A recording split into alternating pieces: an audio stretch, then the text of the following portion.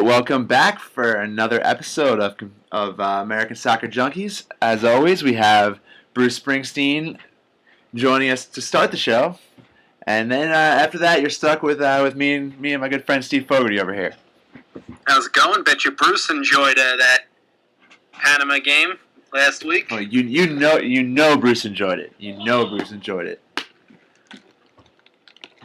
Yeah, it was a big two qualifiers, big 6 points for the United States in their first two of three qualifiers in June. We came into it last podcast. We talked about 7 points. 7 points was both the minimum and the expectations. But it looks like not to jinx our boys, but looks like we stand a good chance of walking away with all 9 points from this batch of games. It's a good time to be a fan of the U.S. national team. That's for sure. Klinsmann seems to have finally figured out some of his roster decisions, the way he wants his team to play. We're getting surprising performances out of guys like Brad Evans, DeMarcus Beasley. It's interesting. It's interesting. But there's a lot to talk about. Some mostly good. That doesn't mean it's all good.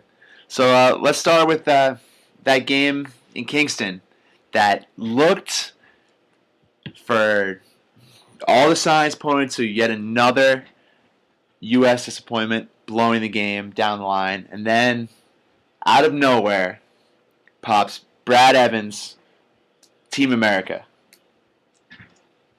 What are your thoughts on that game? Well, obviously the Brad Evans goal, maybe the biggest goal scored for the USA since Landon against Algeria in 2010, and I'm pretty sure his eyes were closed when he let it fly. Because I still can't believe that one, and I was just getting done with tweeting how upset I was because Jamaica seemed offside on their goal, and there's Brad Evans playing the hero role at the end, and just like Ian Dark said in 2010, the comeback kings strike again. Yep. And 3 points in Kingston. I'll take it. Now, not trying to rain on Brad Evans' parade, but the U.S. does have a history of random defenders who are not always the most expected players popping up at the end of important qualifiers to score goals. Last World Cup cycle, it was the woefully overmatched Jonathan Bornstein. But I think hopefully Brad Evans will prove himself to be no Bornstein and prove himself to be a lot more consistent player going forward.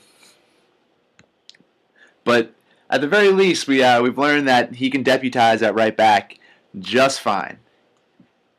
There's points in both Jamaica and against Panama where he looked a little shaky, especially that first half against Jamaica. But in both games, it seemed that once he got his legs under him, once he got into the second half, he seemed to calm down and play a lot better. So what do you think about Evans' earlier performance at the back, not just the goal? Yeah, I'd like to see him do more of what he did against Germany, which is just when they're attacking him, just get the ball out. And you can tell that Jamaica and Panama, they focus their entire offensive attack down the right-hand side. Yeah. Which, number one, shows you they have a lot of respect for DeMarcus Beasley and what he's been able to do at left back. Mm-hmm. And, yeah, they threw Evans to the fire, and he lucked out against Jamaica. They hit the post in the first half, and it was Evans' responsibility, and he got beat. And against Panama, Quintanero was, bossing him down the wing, and then he recovered nicely, but he's going to have to get off to a better start because they easily could have conceded in both games in the first half. Now, the one thing I do have to say, the one silver lining out of Evans' shaky performance is that, and about teams focusing on him, is that it forced us to see a little bit more out of Graham Zusi coming back to help on his defense responsibilities, which is it's not. I'm not gonna say it's something he's been slacking on in the past. I haven't paid particularly that close enough attention to say that it's. I think he's adequate, but against against Jamaica, he was visibly very helpful coming back to help to clean up some of the mess that Evans was making at times.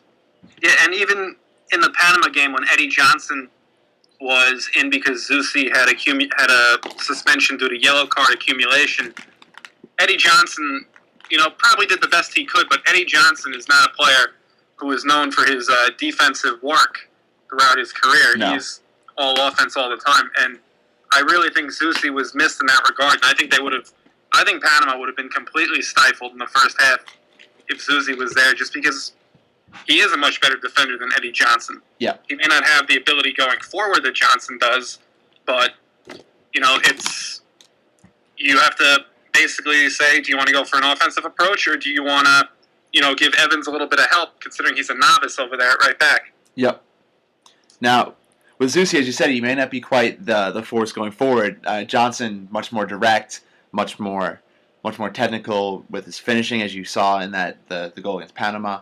But what Zusi, even though I've been someone who's been more or less critical of him in the past, I know I've been critical of him here on these podcasts before. There's one thing he can do, and that's he can play a ball into the box. And him and Altidore started in the Germany game, and then that ball in against Jamaica was inch perfect. It was beautiful. It was just what it had. I mean, you can give Josie some credit, but that's a goal that most strikers are going to finish. And it was just great. It was great to see that. It was great to see that threat coming off the wing. Normally that'd be Donovan's spot. Donovan's not quite. Doesn't rely as much on crosses like that, even though he can put them in. He's more direct. But finally seeing some rhythm, getting in with, even if it is just throwing crosses in. Someone like Zusi, you can put them on inch perfect. It's a nice element to have in the offense. Yeah, and Josie Altidore is a big guy, so he can contend with the central defenders who are trying to get him off those balls. And yeah, Zusi's cross against Jamaica was an excellent piece of play. Against Germany, it was a great combined goal where Altidore shook Per Mertesacker off.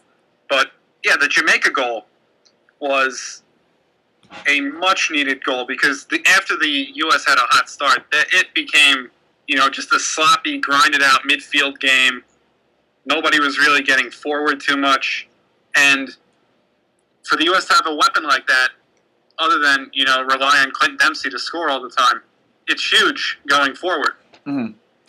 And to think that, do you think the confidence that Josie got from that goal against Germany carried over? Because even beyond his scoring that goal, I mean, yeah, as I said, Zusi put a perfect ball in, but Josie made a good run, and he continued to make runs. He continued to be a dangerous player. He continued to help with the hold-up play the rest of the game. I personally think that confidence, that just seeing the ball go in the back of the net, it's like you always hear watching basketball games. Once you see the ball go in the net a couple times, it becomes a lot easier to put it in the next time. Yeah, I think it started even in the Belgium game. He was getting service. He just wasn't able to finish, but he had his chances, and he hadn't been getting chances throughout the first 3 Hex games. He was essentially invisible in the Mexico game. But yeah, that goal against Germany, really, it lit a fire under his ass. He was busting it for the rest of the game. Jamaica, he was making runs. Panama, he was great again. And listen, I'm not expecting him to score every single game. I think that's a little bit unreasonable unless your name is Messi or Ronaldo. But he should be getting goals in bunches the way he's playing right now. Mm-hmm. Mm-hmm. Now, as you say, it's nice. It's definitely nice to finally have someone like Altidore stepping up and putting in those goals, being that true forward, holding the ball up when he needs to, but also having that potent ability to finish. That it's nice that the team doesn't have to be completely reliant on the work of Clint Dempsey. And I don't know if maybe it was because we've been so used to those transcendent performances by Dempsey, putting the entire team on his back, pulling a Greg Jennings of late. But are you a little bit worried about his form, or do you think it's just more an instance of everyone else doing more, so Dempsey has to do less. So it doesn't. So maybe doesn't. Because we graded him out both games at a 5.5. I mean, it's not exactly a dismal performance, but it was nothing special. I mean, is it just that we've come to expect so much from Dempsey that when he doesn't deliver those ridiculous goals and just having to come back like high work rate, has he set the bar too high at this point? I think it was a tale of two games. The Panama game, he almost scored.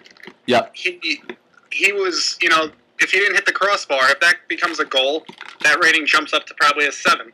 Yeah, I'm not sure that was what he was trying to do with that ball either. I'm not sure he was trying to chip the keeper with off the bounce. He had another one where at the edge of the 18, he badly missed one and sent one probably into the upper deck. But I noticed this a lot. Didn't it seem like Jamaica was focusing their entire defense at all costs? Yeah, I think part of that was maybe they'd seen Altidore missing a bunch of chances in the past, and they maybe figured that if you can cut off someone a little higher off the pitch that's more able to create on his own, that maybe you'd stand a better chance. And it worked for much of the game, but I think we're as I'm saying, I think we're just used to Dempsey coming through that. To say that he wasn't, that's fine. He doesn't have to be a world beater every single game. But I wouldn't mind seeing him getting on the score sheet against Honduras. Him and Josie keeping both. If they're both in full confidence going into the next round of qualifiers, I think it only means a good thing. Yeah, he got on the score sheet against Honduras the last time, yep. So we'll see what he's able to do.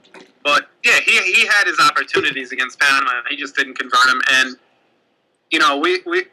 we're going to expect Clint Dempsey, I think, to get a goal here. And, it's not a panic if he doesn't. No. But, I'm not worried about Clint Dempsey. He's the least of my concerns with this team.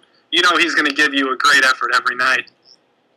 Yeah, he'll come back. I'm not worried so much as just questioning that if more or less if maybe now this team is, as it's currently constructed with this form, is less reliant on him now, and I think that's a good thing going forward. Oh yeah, you always want as many scoring options as possible, and I don't know I don't know how many of you guys watched the Confederations Cup yesterday, but Spain looked like anybody on the field could score for them at all times, and with the U.S. for a long time it was just, how's Clint going to rescue us today? Now, Altidore's scoring goals. Eddie Johnson got himself a goal. They were scoring off the set pieces. They scored off a set piece against Belgium. They scored off an essential set piece on the Brad Evans goal. So yeah, it's good to see the creativity coming and the diversity in scoring goals. Yeah, and even looking to guys like Beasley and even Fabian Johnson, they look dangerous to score at different times when they in different moments. So the goals can be coming from anywhere now, which is a nice change of pace. Oh yeah, without a doubt. There's no arguing that. You want as many threats as possible on the field, and when there are teams that have a great striker, and they never seem to get anywhere with it. A great example, Cameroon had Samuel Eto'o, one of the 5 best strikers of his generation, and they were never really able to generate a lot of offense because they had no other options. Yep. So, the U.S. can't go very far if Clint Dempsey is the only attacking threat. Yep. Now, talking about some of the other moments from Jamaica. I mean, obviously, it was the story of the game was about the Brad Evans goal, but I think one of the things that's interesting to me is that the current script is so much that the U.S. has blown a couple games late. We've taken the early lead, but at this point we're getting the early lead. It seems like it's closer if we can find the tweaks that can hold on to the lead as opposed to under Bob Bradley where it was constantly we were going a goal behind 10, 15, 20 minutes in and we're fighting back. And obviously that was part of the redeeming quality of those teams is their ability to fight back. But I don't know about you, but I much prefer the idea of we're in charge of holding on to the lead. It's just more about getting in the mindset where guys like Jermaine Jones and Michael Bradley are breaking up attacks. Beasler and Gonzalez are solid and holding offensive bay. And then it comes down to just moments like that set piece where Beckford, he straight off sides, but Eddie Johnson should have done better. It wasn't a great free kick to give away. But I don't know. I take some encouragement from the fact that we've been able to start strong in a lot of these games as opposed to the past where it has always been trying to finish strong. Jamaica was really just a game of inconsistent stretches. Like, we came out like gangbusters with Bradley hitting the post, and it just went away for this 20-minute stretch where it was just kicking it around the midfield, and we almost sunk to their level of quality. And they've been terrible in the Hex, and even though we got the goal in the first half, like, that lead never felt safe, especially when Jones went off hurt. Yep. The Jones injury when I saw that was scary because he was possibly man of the match both friendlies. He has just been so strong. His ability to not only break up the attack on defense, but the ability just to spray the ball around and find balls that we don't have midfielders that can do what he can do. Even Michael Bradley is a different type of player, and we'll get to Jeff Cameron when we talk more about the Panama game. But I didn't see that performance coming. But what Jermaine Jones brings is just something. He helps bring that kind of that grit that can hold on to those leads where even if it doesn't feel safe, you feel a little more confident that you have a guy like Jermaine Jones in the middle of the park. Yeah, American Soccer Junkies episode 1. He must have heard it because I was giving him the business about his play, and he's been great ever since. One other point, I got into a little bit of an argument with some guy on Twitter who said that Jones should be off the team. And I'm not going to, throw out his, Twitter handle for all the people who are listening, but pardon my French, but what the fuck are you saying that Jermaine Jones should not be on this team? He has been the best player that we have had consistently since the Belgium game. He was probably the best player on the pitch that game. He and Dempsey were the best players against Germany. And against Jamaica, he was, stifling attacks, keeping possession. And then his injury looked awful when it happened. Yeah. Wasn't moving. I didn't know if it was a neck injury. I couldn't. I was worried because at first they showed that replay and the way he went down, it looked. I couldn't tell was it head injury or neck injury. I even thought for a moment it was a non-contact knee injury. But at least he's back now. He's back for Honduras. Just came out. He passed all his tests, which is good. Yeah, and the way sports have started to handle these concussion protocols, because when he got up off the ground after about 5 minutes against Jamaica, you could tell he was dazed. Yeah. At that point, you pretty much knew concussion, and there was no way he should have been playing in the Panama game. You don't want to risk further injury, because those things can kill careers. Yeah. I mean, the Stanley Cup going on right now, think about a couple of years ago, Marc Savard for the Bruins, he had an awful concussion, and he came back for a couple of games, but he's never really played since. Yeah, Chris Pronger on the Flyers hasn't played in 2 years because of concussions. Eric Lindros. It goes on and on. Tons of hockey and, American football players. Yep. But, soccer's, you'll get knocked in the head if you're going up for balls in the box, especially on set pieces. So it's good that Jones is okay, and I'm really happy we held him out against Panama just as a precautionary measure, and he should be back good to go, as you posted on the blog today. Yep. Now, a couple other things to talk about against Jamaica. Much better performance from our center back pairing of Gonzalez and Beasler than against the two European teams in friendlies. And, it's very encouraging to see, but at the same time, that's where some of those friendlies can really come in handy. I want to see Beasler or Gonzalez actually stand up and be really dominant as they are in CONCACAF against one of those powers. And they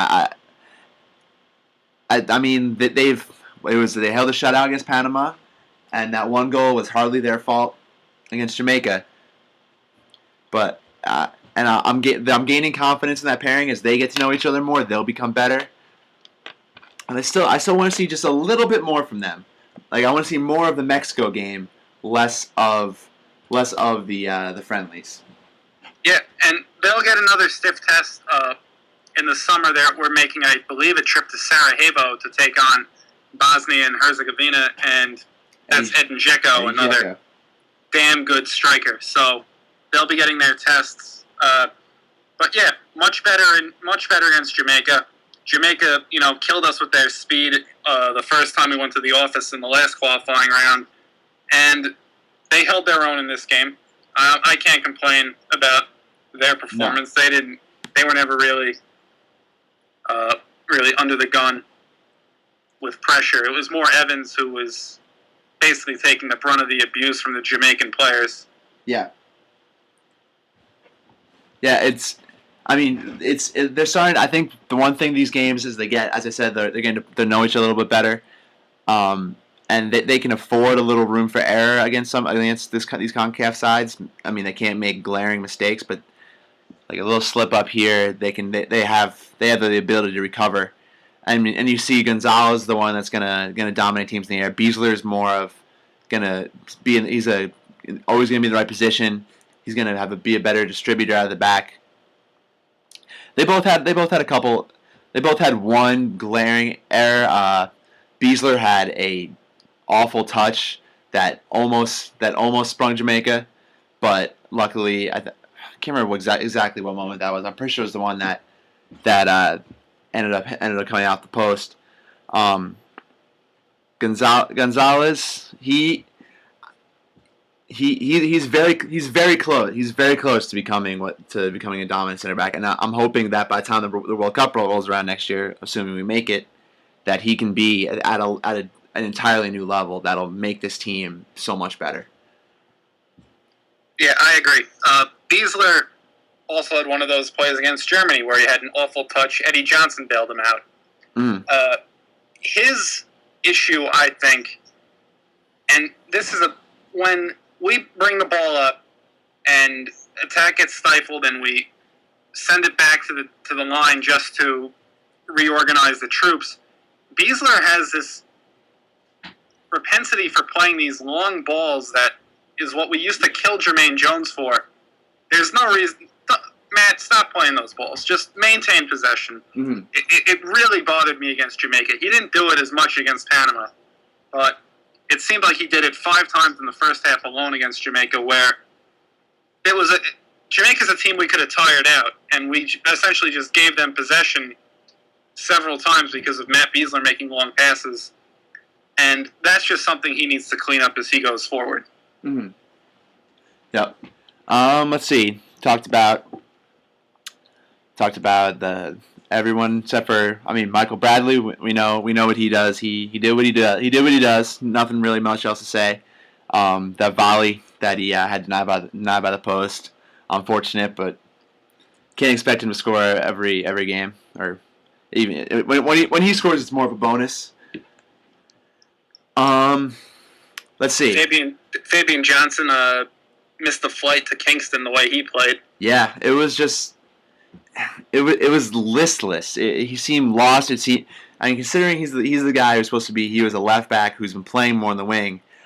He didn't help out nearly. Zusi provided much more help to. Granted, Evans was targeted more, so he needed more help from Zusi, but than Beasley did from Johnson. But he seemed to leave Beasley more on an island more often, and he didn't provide a lot going forward either. It was just a very strange performance all around. He really seemed like he was just going through the motions. Yeah. Like just kicking it around. He wasn't the dangerous player that we saw for the first half against Germany, where he made a nice run and his shot let him down. But there's no memorable Fabian Johnson moment from that game. And I think if Zusi doesn't pick up that card, he might not have been playing against Panama. It could have been Eddie Johnson instead of Fabian Johnson on the left wing. Yeah. But he anything else you want to talk about from Jamaica?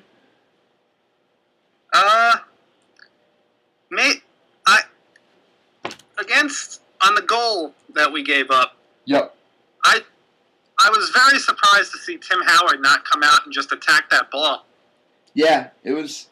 I mean, those are the kind of goals that you have to make a split. Like, it's a very tough decision. Those balls swinging in front of you. I know as a prolific intramural goalkeeper how difficult those balls can be.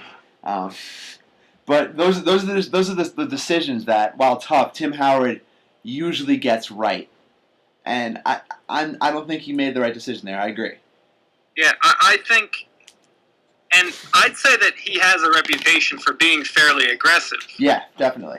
And I was very surprised to see him caught on the line at that point. So, wasn't Howard's best moment in goal.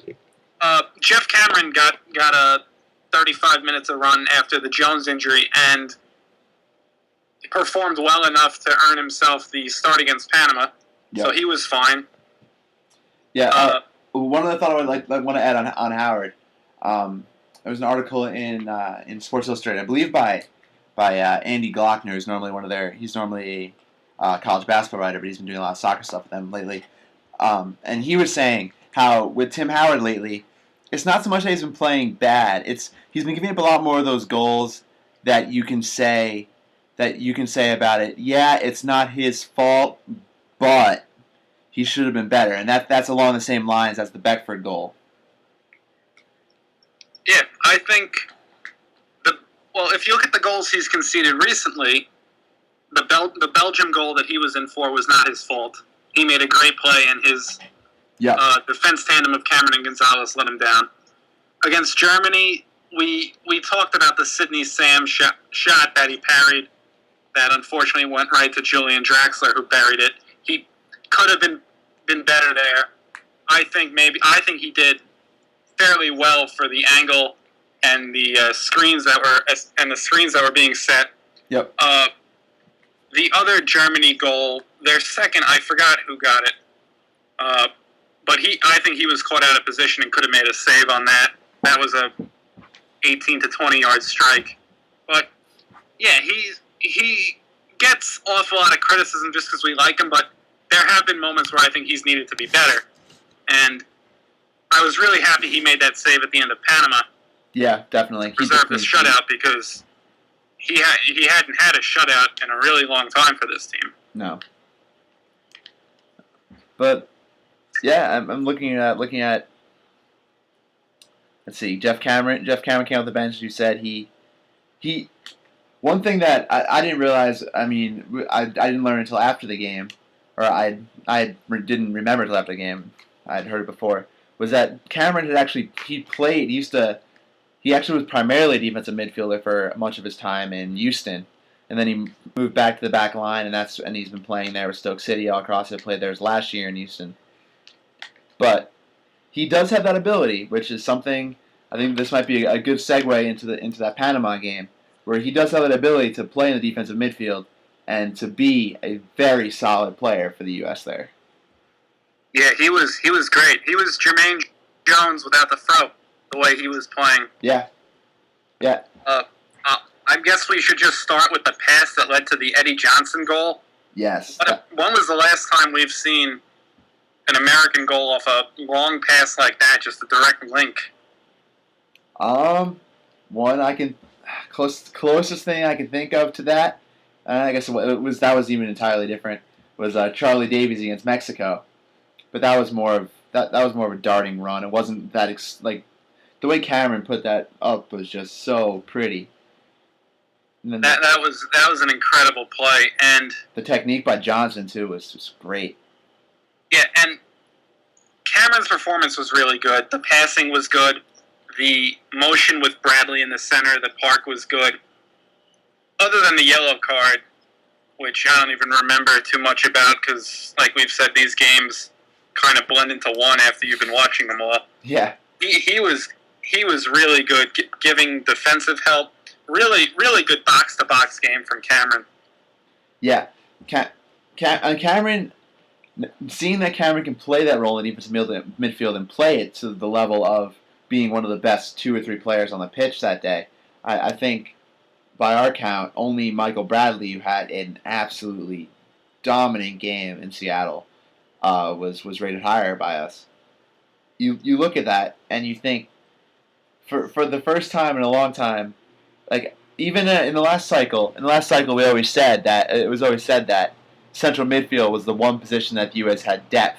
Of course, at that point, depth was an incredibly relative term as Ricardo Clark was starting, but it was where we had the most Ricardo Clark similar type players. Now suddenly Ricardo Clark can't even get a sniff, and we have guys like Cameron coming off the bench. We have Jones and Bradley starting. It's not like it's a legitimate selection dilemma every time, and that's something that we haven't been able to say about the U.S. too much.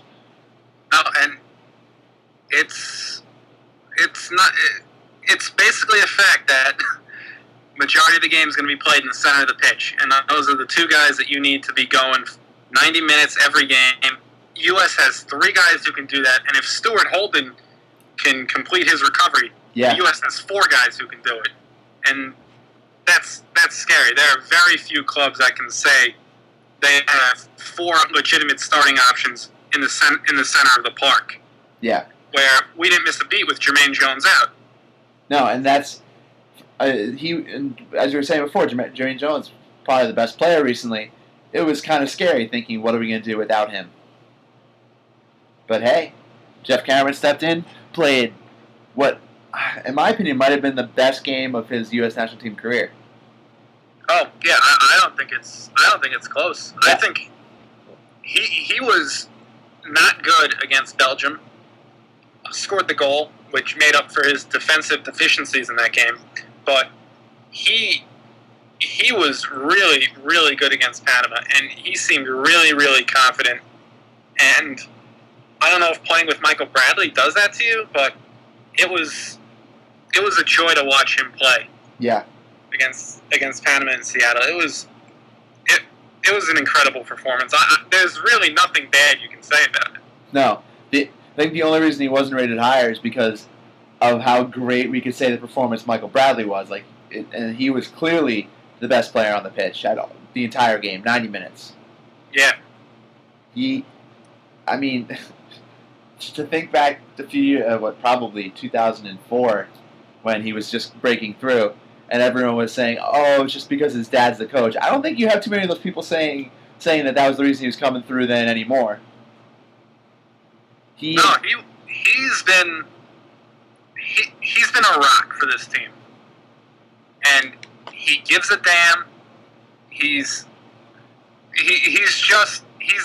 what every American fan, I think, wants their American soccer player to be like. Yep. And if I had a son and he was playing soccer, the guy I'd want him to emulate is Michael Bradley.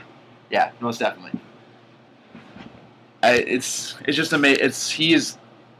He's our best player. I think he's the best American soccer player, and he's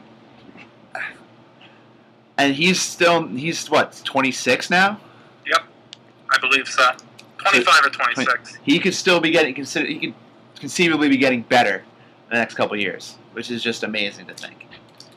The thing with Bradley that I really liked in these last 2 games was he always makes the right pass. Yep. But he's getting more aggressively looking for his shot.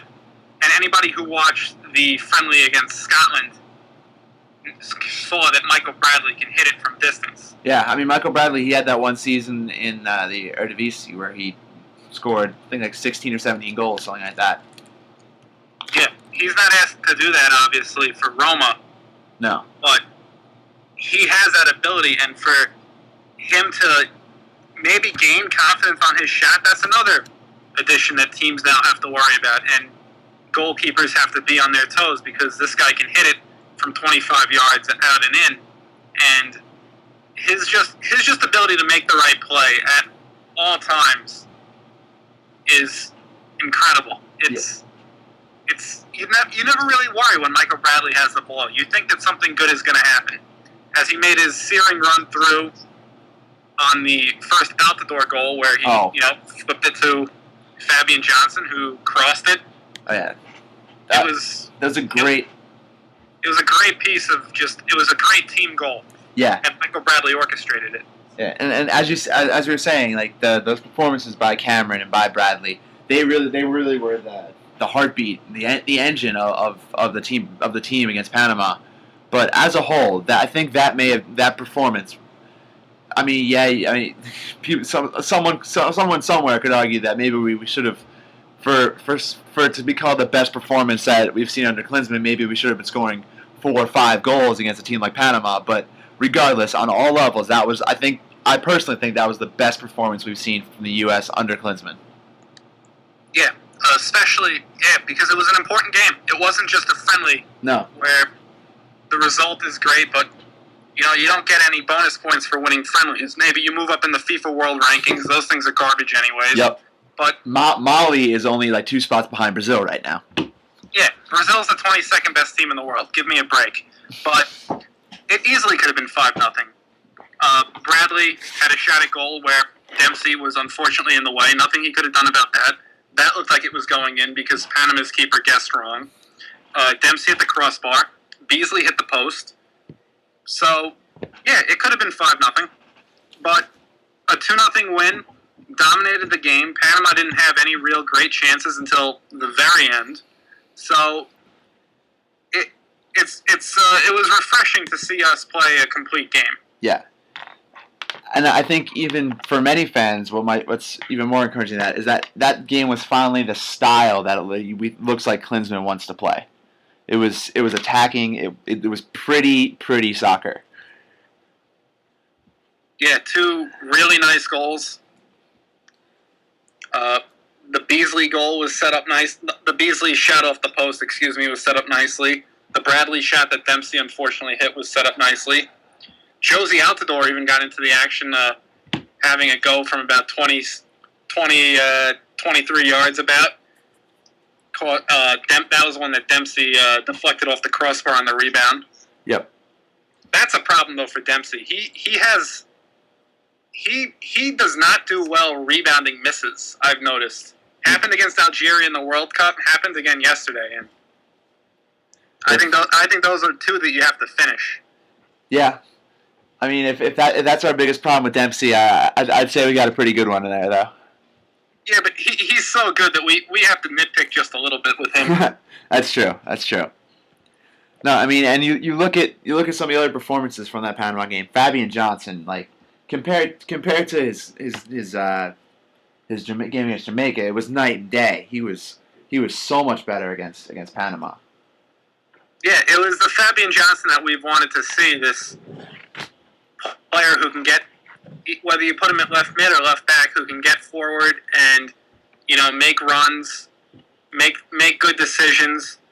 I don't think he's much of a goal scoring threat considering the way he's been missing the net whenever he's had a chance, but he's another guy out there who can make things happen. He's a lot more athletic than I think a lot of people give him credit for. Yep. And I'm really happy that Hoffenheim was able to stay up in the Bundesliga because now he can keep getting better against that quality competition. Uh-huh. So he should only be able to get better going forward. Yeah, and I just said he may not be much of a goal scoring threat, but that pass to Dempsey, I mean not to Dempsey, sorry, to Altidore was world class. Altidore didn't come into the picture at the last second, so. Oh no, it was. That was beautiful. The run by Altidore was fantastic. It was just, as you said, it was a great team goal. It was just the perfect ball. There's no way to play that ball in better. Yeah, I had Fabian Johnson when I tweeted the 11 that I wanted to see. I had Fabian Johnson out of that, so not a good job by me on that one. I apologize, Fabian. Great job against Panama. Yeah, I had him in, but I'm pretty sure I had him in begrudgingly. Yeah, but good work. Yeah, it was great. On the other wing, is Eddie Johnson playing on the right. Like when I was looking into some of the game previews before the Panama game, and even when I was writing my preview, my thought was that if Eddie Johnson was going to be coming in that game, he was probably going to be staying on the left where he'd been playing when he'd come in on the wing, and Fabian Johnson would be the one asked to move to the right. But they Klinsmann kept Fabian on the left and shifted Eddie over, which I think it was interesting. It worked, and it was surprising to me. But he had a good game, and I mean, obviously that the way he controlled that to control the ball in from Cameron and finished it was a very just professional goal. Yeah, the one problem you have, and it's a little bit of give and take, is that Eddie's not the greatest passer in the world, and the passing on the right side maybe lacked what it had when Zuzi was in the game, but Eddie Johnson scores goals, and you give him an opportunity like that, and he's going to finish it, and it was really nice to see him get a goal in front of his home club crowd, basically where he revitalized his career, which was in the shitter following 2006, where he didn't even make the 2010 squad, did he? No, he didn't. So it's nice to see Eddie's career renaissance, and it was a really great piece of work with him and Cameron getting that goal, and I had no doubt that Johnson was going to finish that.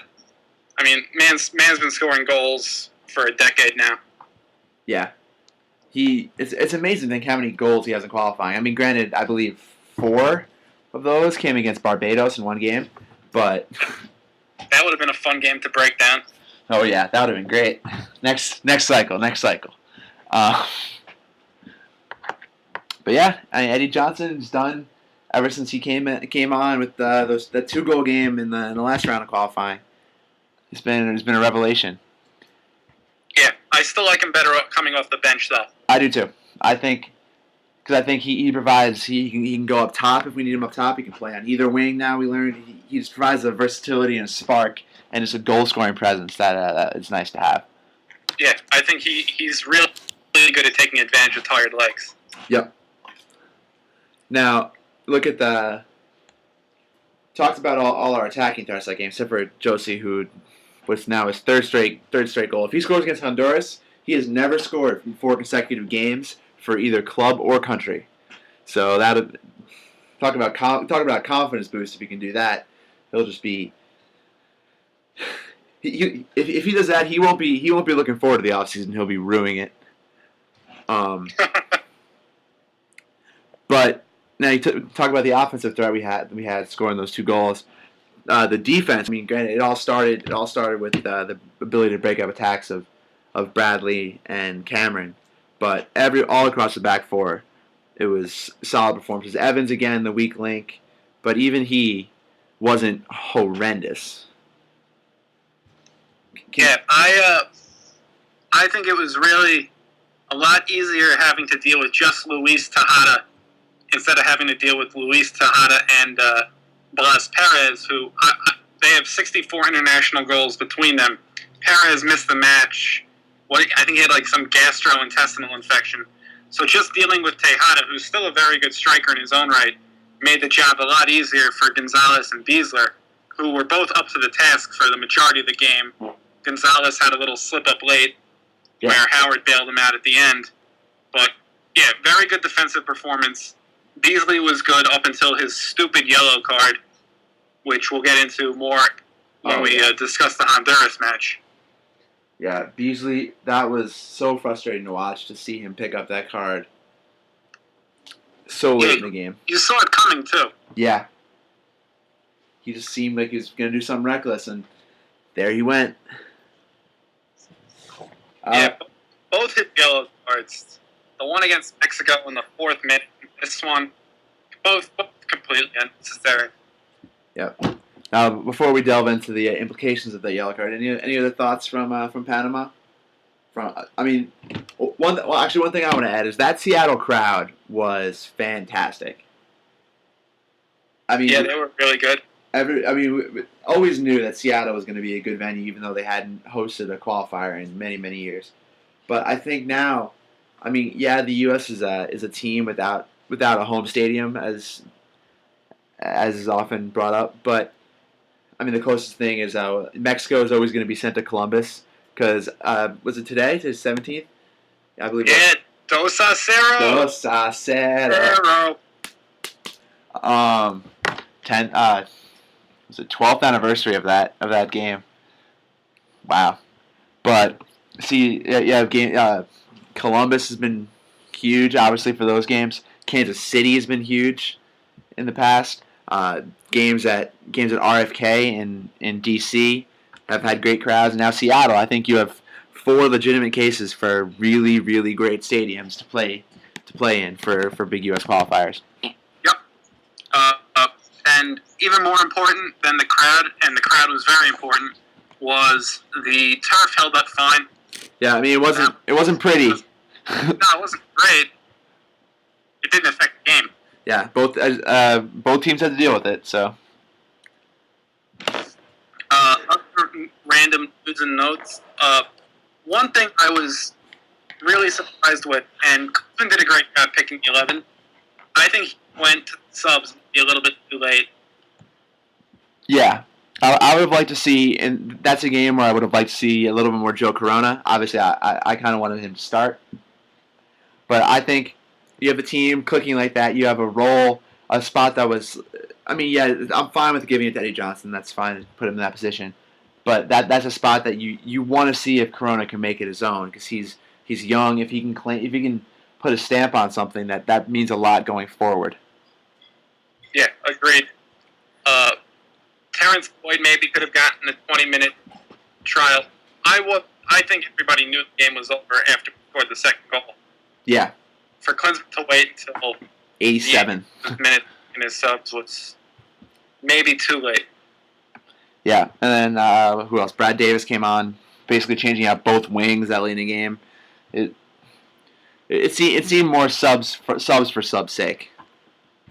Yeah, you can't. Yeah, we couldn't even grade the subs because they didn't have any impact on the game. Joe Corona got a few touches, but Brad Davis didn't do much. Stuart Holden came on, nice gesture, getting him in a qualifier. Yep. His time will be at the Gold Cup, which we'll dissect in the next few weeks. Yeah. So, all in all, good performance. Yep. So that's 2 games. 2 games from, well, now 4 or 5 games in this set played. 2 games from these 3 qualifiers played, and now we come up to the final U.S. men's national team qualifier until September. Obviously, we're back for the Gold Cup, but game against Honduras. Not now that we have 6 points from these 2 games. If Brad Davis doesn't score that goal against Jamaica, we're looking at this game in an entirely different light. But he gets it, and now it's a different game to look at. What are your opening thoughts on Honduras? Revenge game. Yes. We really got, and I don't want to make excuses, but I think we were probably most affected by CONCACAF holding a World Cup qualifier in the middle of the club season where all our European-based players had to fly in for a couple days, then fly back. And nobody wanted to play that game in February.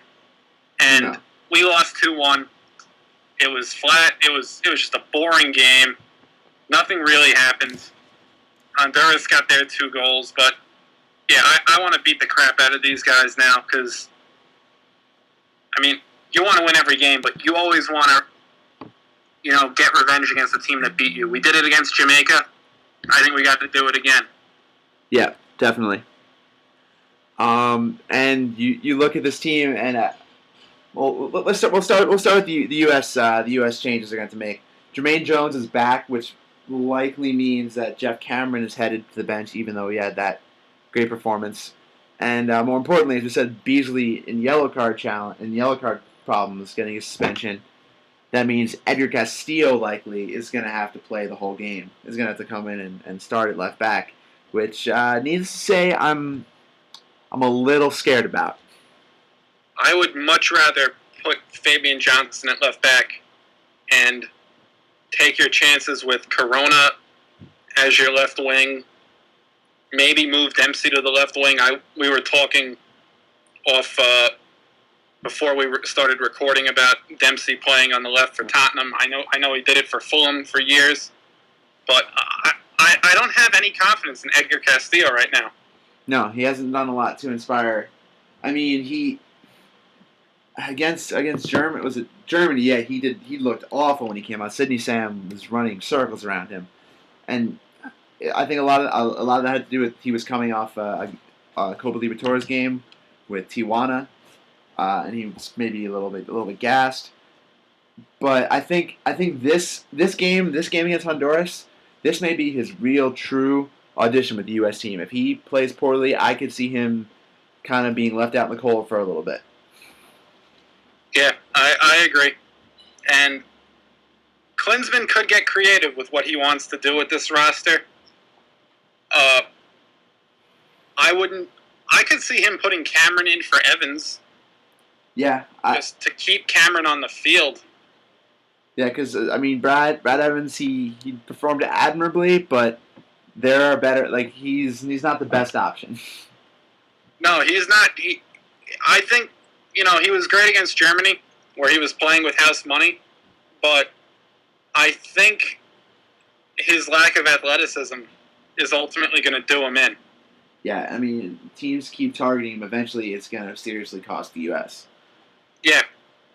And I don't see him making the leap like DeMarcus Beasley has to competent defender. It's just because DeMarcus Beasley was just gifted with athletic tools where he can make a mistake and recover. If Brad Evans makes a mistake, he's screwed. So I think he'll probably get the start at right back. I wouldn't be shocked, though, if Jeff Cameron was playing there. No, but other than that, I think do you see the same rest of the lineup aside from those two changes, or do you see Jones? Do you see? I can see Cameron getting a start and maybe be taking a little more tentatively with Jones, even after Cameron plays such a good game. I think Jones will be in, but I could see Klinsmann doing that. Yes, so could I, but I think Jones is going to be pushing to play. He was pissed that he didn't get to play against Panama. Yeah. So I'm really expecting to see Jones in. Now, assuming that Castillo is going to play at left back and Fabian Johnson is going to be on the left wing, does Graham Zusi come back in as the right winger / midfielder, whatever you want to categorize it as? Or do you keep Eddie Johnson in? I think that's Zusi's position. I think it's been pretty clearly Zusi's lately, and I think if you do that, you leave Johnson open for more versatility coming out the bench. You can put him in for Fabian Johnson. You can put him in for Zusi. You can put him in for Altidore. You can put him in as a second striker if we're unfortunately needing a goal. There's a lot provides a lot more options.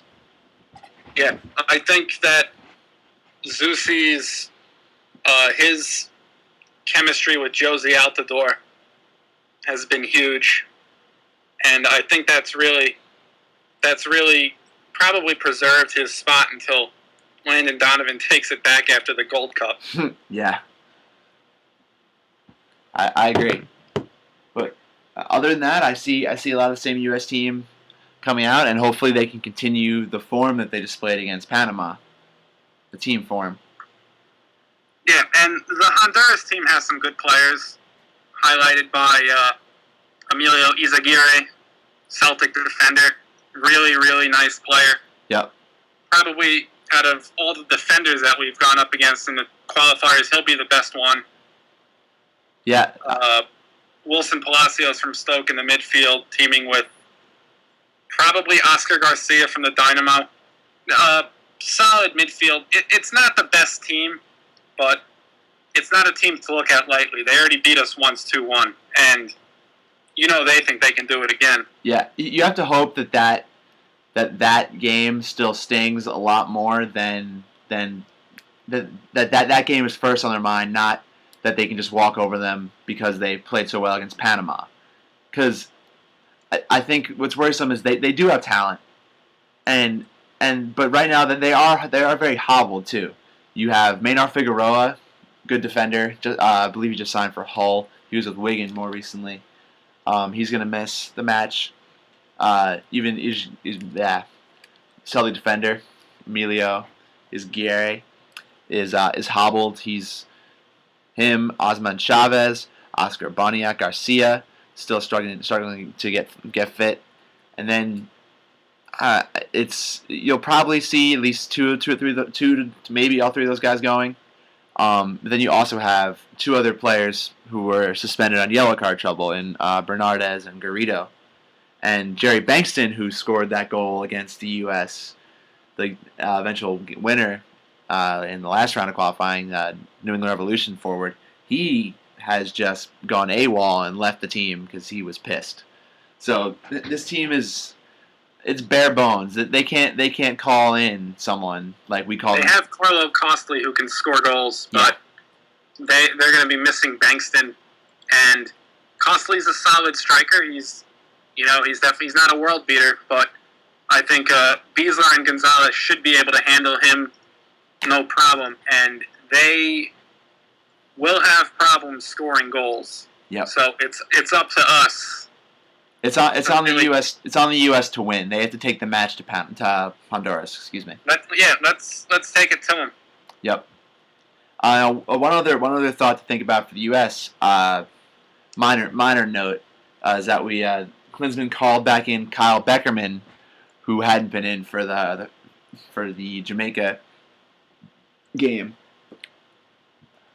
I think now that Jones is healthy again, I don't think I see Beckerman get in the field, but a little more grit to the team to maybe solidify the game. Hopefully, he's a player you wouldn't want to see until we have a lead. He's not going to go get you a goal.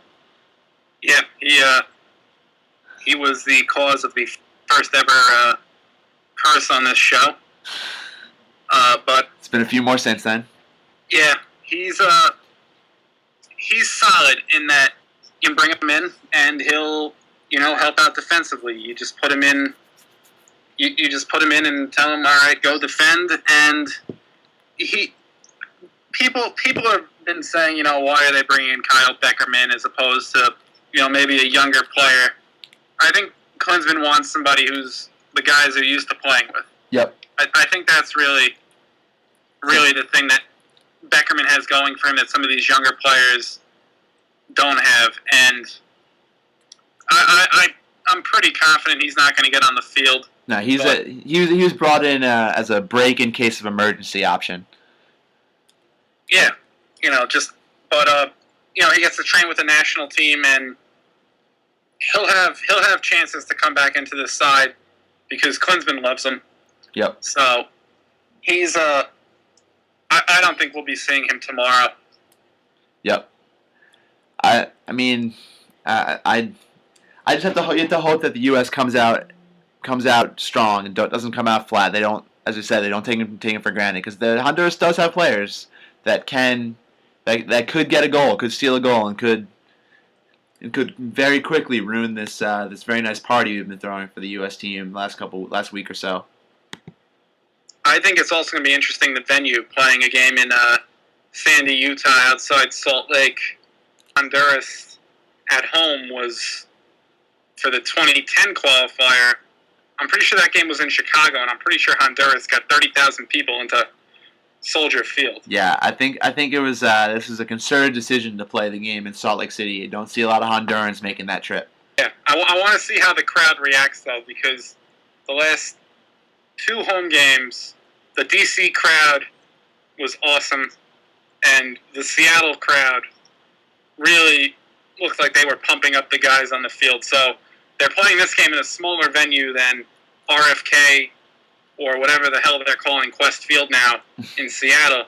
So I think that might have something to do. I'm pretty sure the stadium only seats about 25,000. It's not a particularly large venue, Rio Tinto. But yeah, it's a nice environment. It's a soccer specific environment. I think for a game like this, I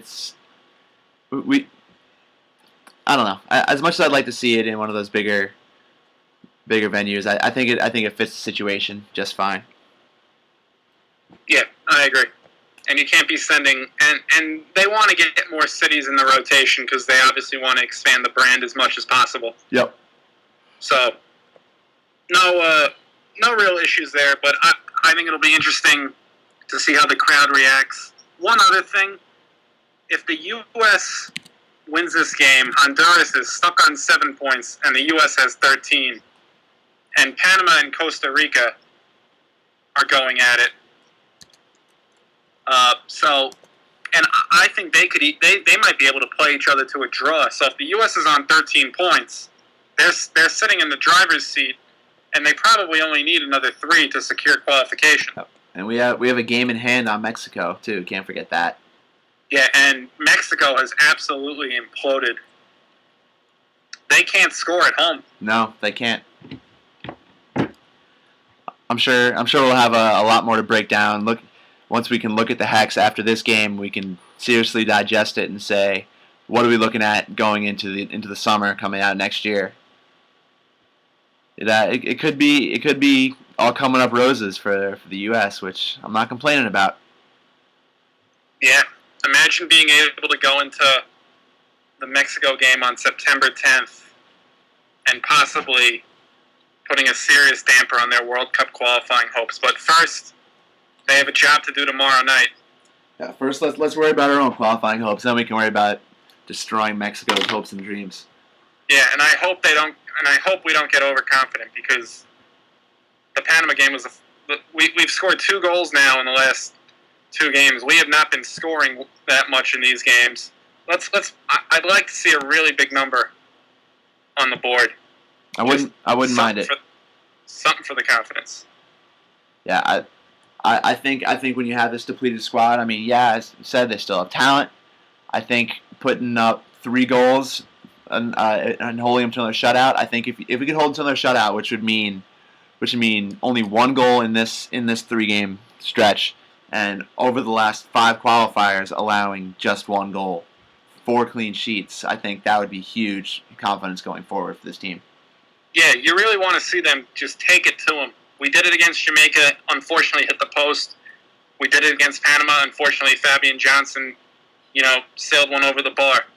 If we could get a goal in the first 5 minutes and just kill the morale, yep, I think we could really, really just boss the rest of the game. And, go into the summer with these guys feeling really good about themselves. I think that would do wonders, especially when you think a couple of them will be sticking around for the Gold Cup. Keep confidence going into that. Have confidence going into the start of their club seasons, or continue their club seasons for those that are in the MLS and Scandinavia, and then come back the U.S. next September and be ready to get it going again. Yeah. Now, we'll feel a little safer looking ahead to the 2014 World Cup after we secure 3 points in Salt Lake City. But as always, got to break down that 23 for 2014. So, do you have the roster in front of you, Steve? Yeah, I got it. Goalies, Guzan, Howard, Raimondo. Yep. Defenders, Gonzalez, Cameron, Beasler, Chandler, Fabian Johnson, who we might have to switch around, Clarence Goodson, Beasley, Brad Evans. Midfielders, Bradley, Jones, Zusi, Williams, Donovan, Davis. Forwards/strikers, Dempsey, Eddie Johnson. Out the door, Herc Gomez, and Boyd. All right. Couple thoughts on that. I think as Johnson is now looking more and more like he's going to be playing up the wing, we might have to reconsider adding Castillo back to the team. All right, so I'm going to put Fabian Johnson in as a midfielder because that seems like where Klinsmann wants to play him. Yep. And where he wants to go. So that means we have to remove either a defender or a midfielder to bring Castillo back in. And there are some pretty solid candidates for removal. Yeah. What candidates do you see? Clarence Goodson, probably the one defender who's most likely to lose his spot just because Gonzalez and Beasler seem to have the center on lockdown. Jeff Cameron's too versatile and he's been playing well. Beasley's good on the left. Evans has really done nothing to say that he shouldn't be on this team. Timmy Chandler is too good when he's healthy. So Clarence Goodson right now looks like the black sheep. Then in the midfield we have Maurice Edu, who's hurt, but I think he's going to stick on. Danny Williams, who's I think was on vacation the last couple weeks.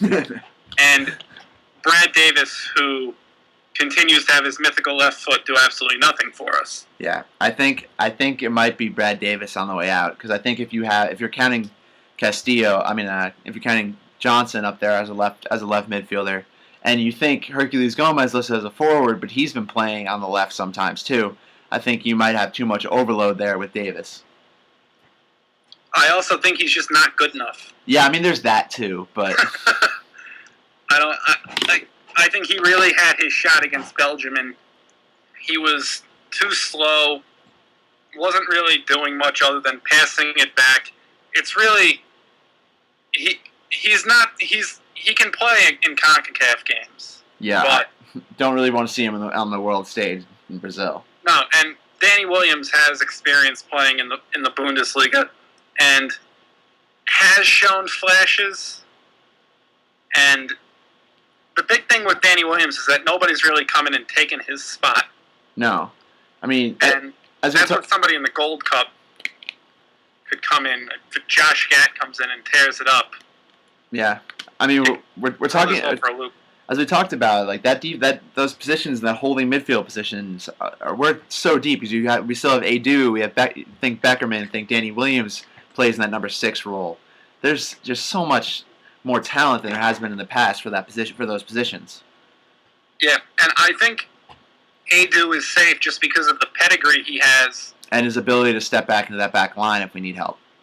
Yeah, he's not the most offensively gifted player, which is why American fans are exasperated by him at times. But he's so valuable defensively.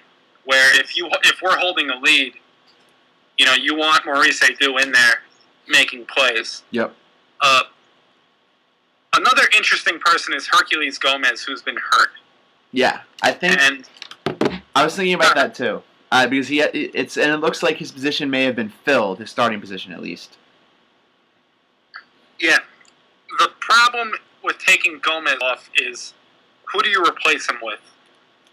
Because Dempsey, Altidore, and Eddie Johnson all have defined roles, and Terrence Boyd, is basically that second striker coming off the bench, which Herculez Gomez right now, and he's going to get a chance because he's been injured. And there's that old saying that injury doesn't cost you your spot. Yeah. Do you see anybody who could come in and take that spot away from him? I honestly, I don't. I mean, it's still a little while. There's still some young players, some young strikers who could come in.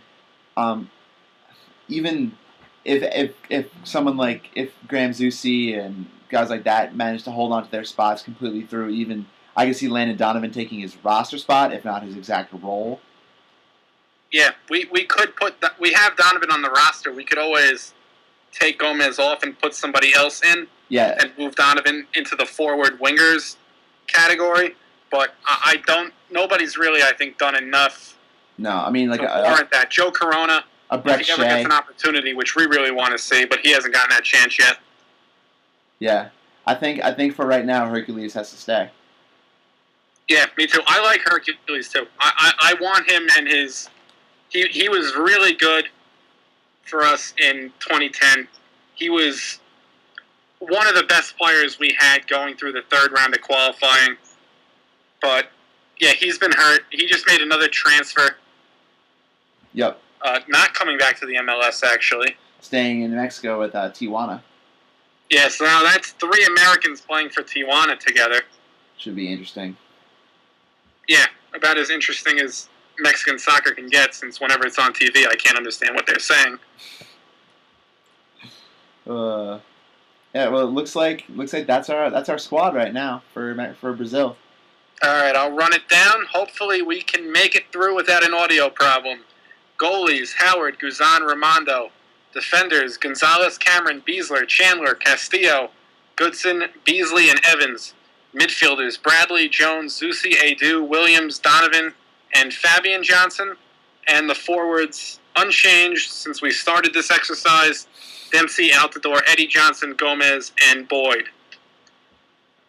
I'm feeling pretty good about that. Yeah, it's amazing how things have come together since we started doing the podcast. Yeah, maybe Klinsmann should be thanking us. Yeah, I'll pat myself on the back for that. Hey, why not? But, I'm always up for that. I'm also knocking on wood because we have this game tomorrow that could turn it all upside down.